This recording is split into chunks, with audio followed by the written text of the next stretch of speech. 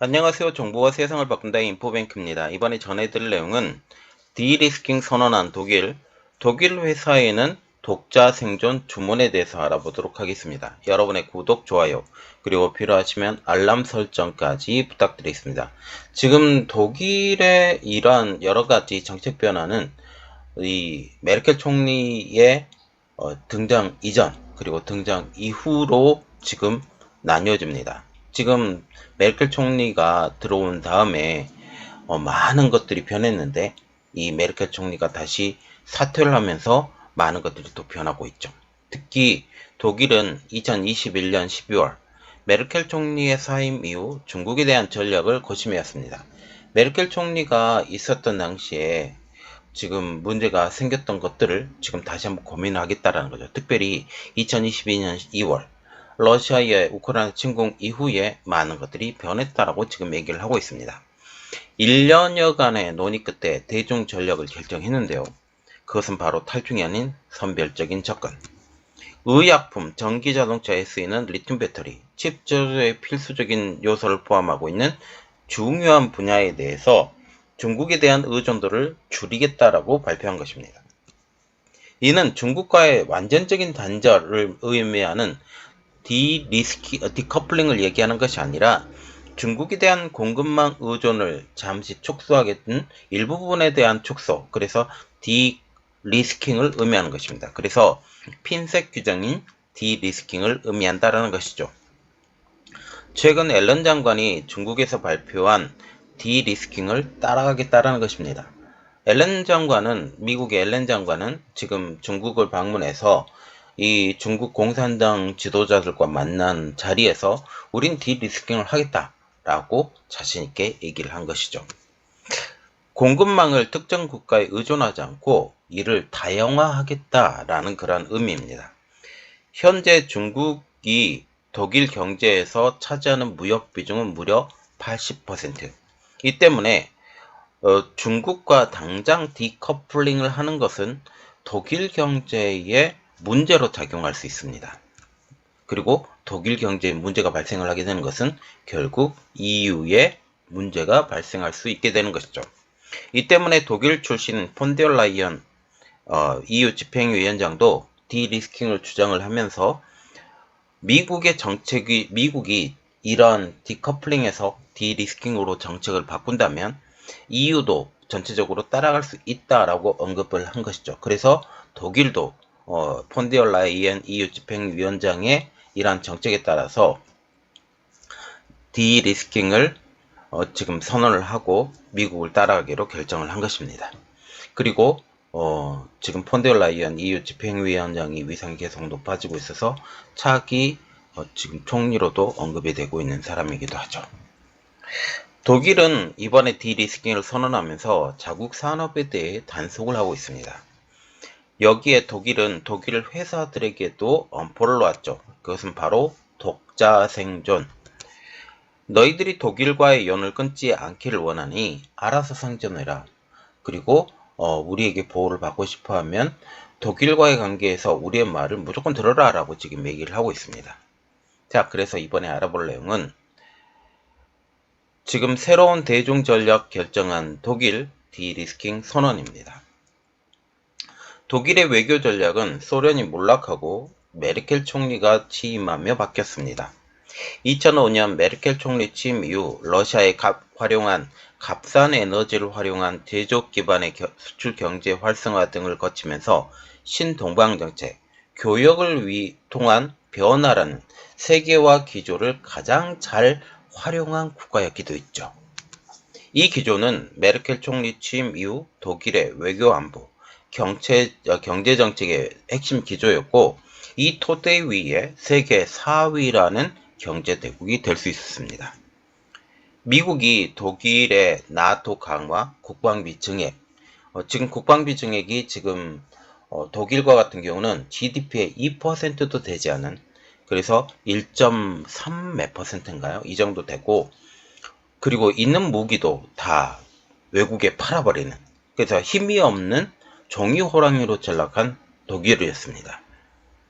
그리고 국방비 증액과 이란 러시아 의존 탈피를 미국이 조언을 했지만 이것을 개입이나 간섭으로 여기고 독자 노선을 유지합니다.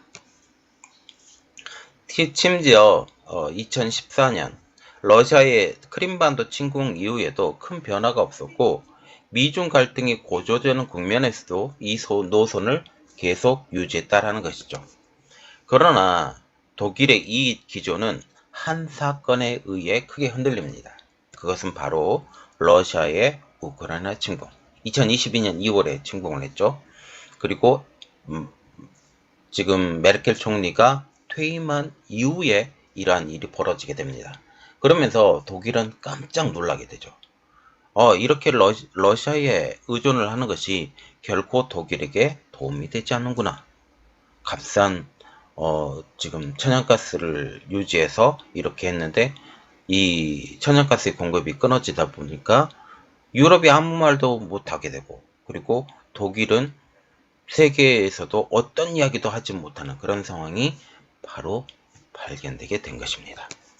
이후 교역을 통한 변화, 그래서 세계화라는 독일 통일 이후에 견지한 동방정책의 기조가 의심받기 시작을 합니다. 교육을 통해 나라가 부유해지는 것만으로 어떤 이념이나 가치가 다른 나라를 완전히 바꾼다라는 것은 불가능하다라는 생각을 가지게 된 것이죠. 중국과 같은 경우는 부유해졌습니다. 미국의 도움으로, 그리고 서방 세계의 도움으로 부유해졌고, 만약 이렇게 부유해지게 되면 그들의 생각이 바뀔 줄 알았어요. 그래서 공산주의이기 때문에 그런 걸 조금 그렇다 치더라도 이러한 경제적 부유를 통해서 서방 시장과 친해질 것으로 생각을 했는데 이것이 결코 쉽지 않구나. 러시아의 사례로 그렇게 깨닫게 된 것입니다. 그러면 우리가 첫 번째로 알아볼 내용은 러시아의 우크라이나 침공이 바꾼 중국에 대한 독일의 생각입니다. 러시아의 우크라이나 침공으로 독일의 충격은 아주 대단했습니다. 이는 중국도 의심하게 만드는 매개체가 되었는데요. 러시아가 천연가스로 무기화했던 것처럼 중국이 공급망, 그래서 수출 수입에 대해서 많은 부분을 의지하게 만들어서 이것을 힘을 키우는 중국이 이런 공급망을 무기화할 경우 독일 경제에 치명적이라는 분석이 나왔습니다. 미중 간의 갈등을 단순히 미국의 자국의 이해, 그리고 패권을 장악하려고 생각했던 이전과는 달리 이 독일이 다른 측면에서 미국을 생각하기 시작했다는 것이죠. 이에 메르켈 총리 사임 후 1년여 동안 토론 끝에 독일은 중국에 대한 국가 전략을 발표합니다. 그리고 메르켈 총리가 이러한 사임 이후에 이러한 새로운 총리가 슐츠 총리가 지금 했는데 이때 당시만 해도 중국과의 관계를 계속적으로 유지해 가려고 했었고, 그리고 다른 생각은 없었는데 3개월 만에 2개월 만이죠. 2개월 만에 메르켈 총리가 사임한 2개월 만에 러시아에 이러한 문제가 생겼고, 슐츠 총리는 아무런 말도 못하는 꿀먹은 벙어리가 되었고, 이러한 것들이 결국 중국에 대한 생각을 바뀌게 만드는 것입니다. 이유는 이미 중국을 구조적인 경쟁자라고 규정을 하면서 중국 인권 상황, 국제법의 준수 여부에 대한 불신 및 비판적이었다는 사실입니다. 이에 독일은 40페이지 분량의 독일의 중국 대전략을 발표를 하죠. 독일이 특정 국가에 대한 경제 안보 전략을 마련하는 것은 냉전 이후에 이번이 처음입니다. 독일은 이 전략 문서에서 독일에 대해 비판적으로 기술을 했는데요. 중국은 자국 이익을 위해 적극적으로 행동하며 국제 질서를 자국의 유리한 방향으로 이끌기 위해 필사적으로 행동한다라는 것이죠. 그래서 자국 이득만 되면 무조건 세계의 주도권을 바꾸려는 세력, 그리고 국제 질서에서도 자국 중심으로 무조건 끌어가려고 하는 세력이라고 이야기를 한 것입니다. 이를 위해 글로벌 안보의 재편까지 추구하는 국가로 명시를 했습니다. 이 문서는 EU의 다른 큰 경제대국이 중국과 무역 및 투자 관계를 유지하는 동시에 공급망을 다양화해 중요 부분의 의존도를 줄이기를 원한다는 뜻을 담고 있습니다. 이는 결국 디리스킹을 한다라는 거죠. 전체적인 탈동조화를 말하는 디커플링을 하는 것이 아니라 완전 중국 배제를 의미하는 것이 아니라 핀셋 규정을 의미하는 디리스킹을 의미하는 것입니다. 당장은 중국을 벗어날 수 없으니 중국 플러스 원을 추구하겠다라는 그런 이야기죠. 세계화 재편에서 제3계화가 중국을 배제하는 탈세계화가 아닌 위기관리 내지 공급망 다변화에 대한 함의를 지니고 있습니다. 그래서 우리가 봐야 되는 것은 중국의 의존적인 독일 경제에 대해서 조금 더 깊이 알아봐야 되는 것이죠. 독일 경제는 중국에 굉장히 많이 의존적입니다. 2022년 두 나라 사이의 수출입은 거의 3천억 유로, 약 3,350억 달러에 달합니다. 독일이 중국으로부터 값싼 수입품에 의존하고 그리고 중국은 독일과 다른 서구 국가들에 대한 수출에 의존하고 있습니다. 중요 부품에 대해서 지금 이야기를 하고 있다는 거죠. 2021년에 독일은 중국에 1210억 달러를 수출했습니다. 독일의 중국 주요 수출품은 자동차 부품 및 액세서리, 그리고 비행기, 헬리콥터 및 우주선이 여기에 포함이 되어 있죠. 중국도 2021년 독일에 1340억 달러를 수출을 했는데요. 주요 수출품은 중국에서 만들어지고 있는 컴퓨터, 사무용 기기 부품, 방송 장비 등이 주요 수출품이었습니다. 독일의 대중 의존도는 공급 부족, 그리고 단일 공급업체에 대한 의존, 이의 상충 가능성의 위험이 내포되어 있다고 이 보고서에는 나와 있죠. 그래서 이 보고서가 어떤 이야기를 담고 있냐면 이러한 중국 의존도가 위험하다라고 경고가 나와 있는데요. 이것에 대해서 조금 더 알아보도록 하겠습니다. 독일의 숄츠 총리는 트위터에서 목표는 베이징과 분리하는 것이 아니다. 하지만 우리는 앞으로 중요한 의존성을 줄이고 싶다. 여기서 우리가 생각을 해봐야 되는 것은 중요한 의존성을 줄인다라는 거죠. 이것은 결국 디리스킹을 이야기를 하는 건데 이게 순화되는 말로 바뀐 것입니다. 그러나 독일의 중국 대전략 문서에서는 독일이 항생제를 포함한 의료기술, 의약품, 반도체 제조에 필요한 정보기술과 제품, 그리고 에너지 전환에 필요한 다양한 금속과 희토류에 대한 중국의 과도한 의존을 하고 있다라고 진단을 했습니다.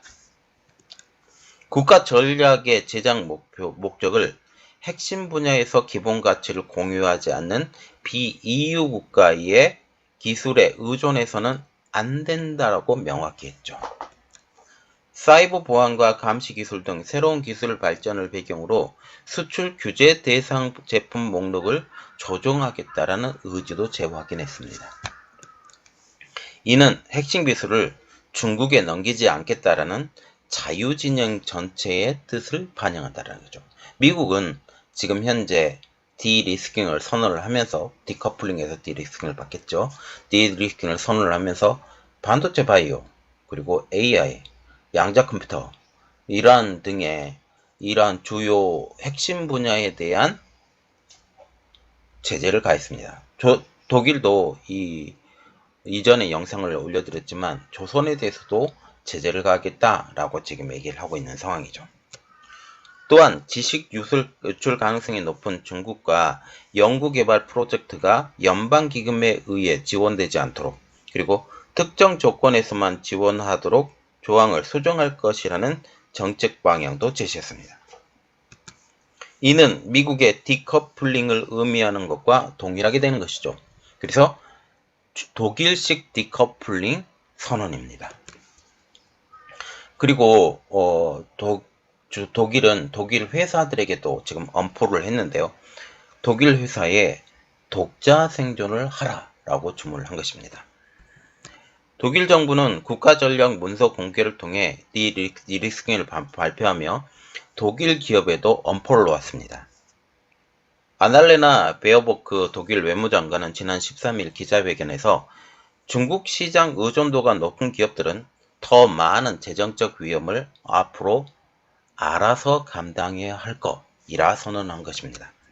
그동안 독일 안팎에서 계속 제기된 우려에도 독일 시장 확대를 외친 독일 기업을 향해 사실상 최후 통첩을 날린 것이죠. 그동안 독일 기업들은 독일 시장의 끈을 놓지 않겠다라는 입장을 유지하고 있었습니다. 폭스바겐, BMW 등 자동차 제조사들 뿐만 아니라 화학기업인 바스프 그리고 시멘스 등도 최근 독일 시장의 확대를 공언한 상황이었었죠. 그러나 독일 정부는 EU 및 미국 정부와 함께 디리스킹을 공식 대중 정책으로 바꾸면서 이들 기업들의 피해가 갈 것이라 분석을 한 것입니다.